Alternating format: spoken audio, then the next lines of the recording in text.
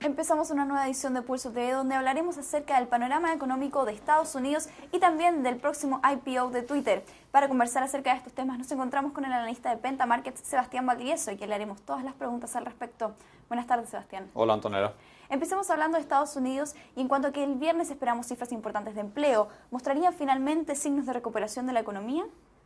Las cifras de empleo de Estados Unidos han mostrado una recuperación paulatina, estable, pero a su vez relativamente modesta. Es decir, se han venido creando en torno a 150.000, 200.000 empleos durante los últimos trimestres. La tasa de desempleo ha venido gradualmente bajando, sin embargo se mantiene inaceptablemente alta para Estados Unidos. La tasa de desempleo está en 7,2%.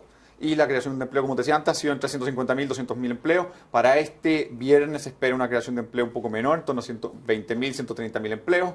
Y por lo tanto, si bien muestran recuperación económica, sin duda, es una recuperación, como muchas veces se ha dicho, la misma Reserva Federal también lo ha puntualizado, es una recuperación modesta. Perfecto. Y mucho se dice al respecto, pero quisiera ponernos en este supuesto de que los analistas estiman en que en el fondo el comienzo del retiro del estímulo monetario por parte de la Reserva Federal empezaría a comenzar el próximo año, digamos 2014. Pero pongámonos en este supuesto de que efectivamente comience en diciembre. ¿Podríamos descartarlo por completo? ¿Cuáles serían las razones que podrían sustentar? Y un poco también aprovecho la pregunta para preguntarte si es que ¿acaso no sería Bernanke que quisiera dar un statement antes de dejar el mandato?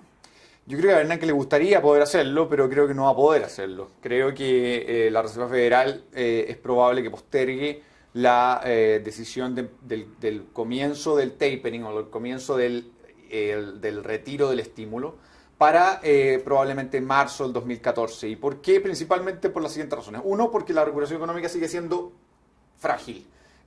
Todos los datos macroeconómicos en general, desde el mercado inmobiliario, hasta los índices de actividad por industria, te muestran que la recuperación económica sigue en una situación, digamos, frágil y no ha sido suficientemente fuerte.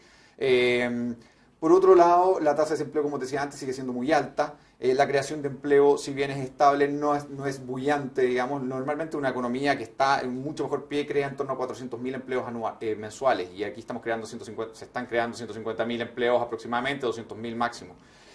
Por otro lado, hay una inflación muy baja y hay una cierta amenaza inclusive de que pudiese transformarse en presiones deflacionarias. Y eso, por supuesto, la Reserva Federal no lo va a permitir. En consecuencia, retirar un programa de estímulo podría incrementar esa presión deflacionaria. Como te decía antes, la inflación está siendo interanual, en torno a 1,2%, pero eso está debajo de su rango, digamos, de su tasa de inflación referencial, que tiende a ser 2%. Están por debajo de eso y por lo tanto retirar el programa de estímulo implicaría que podría ser la inflación más baja todavía, lo que es malo para la economía. Y finalmente, porque hay que recordar que lo que pasó en octubre, o la gran amenaza de octubre, fue primero el cierre del presupuesto para el gobierno. Se tuvo que cerrar la actividad del gobierno porque no había presupuesto. Y además de eso se generó la discusión por el techo de la deuda, que implicaba una amenaza inclusive de default. Ahora, eso se resolvió, pero solo parcialmente. Se postergó para la discusión sobre el presupuesto del gobierno, se postergó para enero. Y la discusión sobre el techo del endeudamiento se postergó para febrero.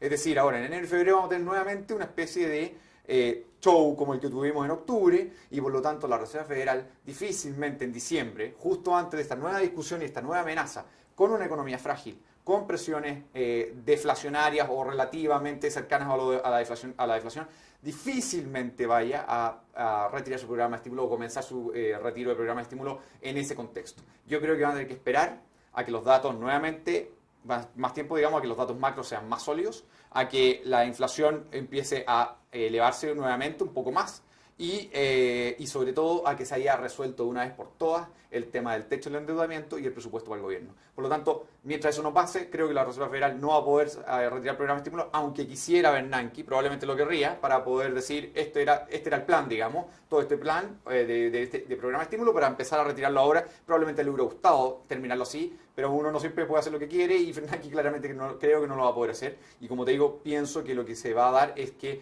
en diciembre no van a hacer nada, no van a retirar, y creo que lo van a postergar para marzo. Excelente, Sebastián. Pero nos queda otro tema importante en la agenda de hoy y tenemos que hablar, estamos a puertas del IPO de Twitter. ¿Cuáles son las expectativas del mercado? Bueno, hay mucho entusiasmo por este tipo de compañías que son finalmente las redes sociales.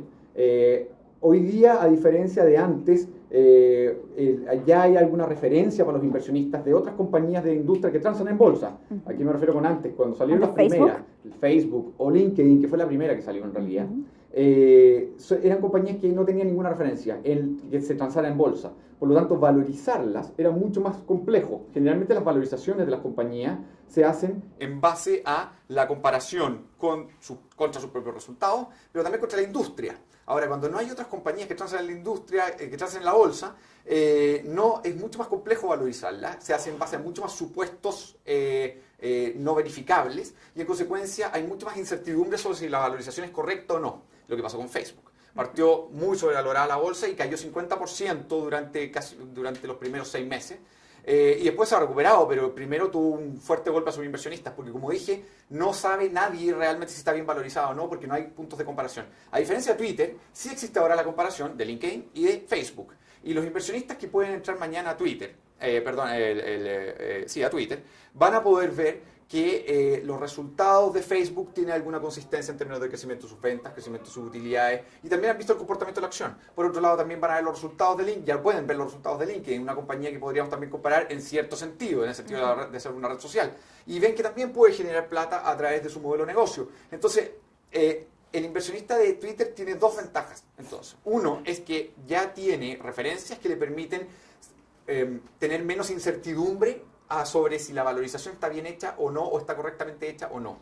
En consecuencia, eso contribuye a tener menos miedo, comillas, a la inversión. Y segundo, que también tiene la referencia de que LinkedIn y Facebook, inclusive Facebook, aunque cayó 50% durante 6 meses, después hoy día está 30% por sobre su precio de IPO. En consecuencia, lo que puede ver el inversionista de Twitter es que invertir en estas compañías, por lo menos hasta ahora, ha sido rentable. LinkedIn está 150% arriba de su precio de IPO y Facebook, como te decía, 30%. En consecuencia, como te digo, aunque esto tampoco garantiza nada para el inversionista Twitter, pero puede decir él, al parecer hay un momentum de estas compañías, de estas acciones, y en consecuencia vale la pena invertir, porque si espero de aquí a un año, a lo mejor voy a estar 30, 40, 50 o quizás más por ciento arriba, como lo han hecho las redes sociales que acabo de nombrar, que están igualmente sobrevaloradas que Twitter, porque Twitter en términos fundamentales está tremendamente sobrevalorada. Hay que entender claramente, cuando uno entra a comprar estas compañías, está comprando algo caro.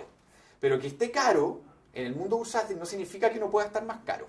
Y eso es lo a veces que cuesta un poco entender, porque uno dice, ¿cómo puede querer comprar algo caro? Bueno, porque puede estar más caro todavía en la bolsa y eso puede darse perfectamente. Entonces, lo que pasa es que el inversionista que entra a este tipo de compañía está buscando entonces ganancias de capital, que se llaman, que es cuando tú compras una acción y después la puedes vender con 40-50% de ganancia por el aumento del precio de la acción. Y esas ganancias de capital son muy atractivas o más atractivas para muchos que las que puede reportar los dividendos que puede reportar una compañía. ¿Te fijas? Entonces, por eso es que hay una diferencia entre la inversión que se llama fundamental, basada en cuánto gana la compañía, cuál es la consistencia, cuáles son los márgenes, cuáles son los dividendos que reparte, y las inversiones que se hacen basadas más bien en momentum, buscando las ganancias de capital.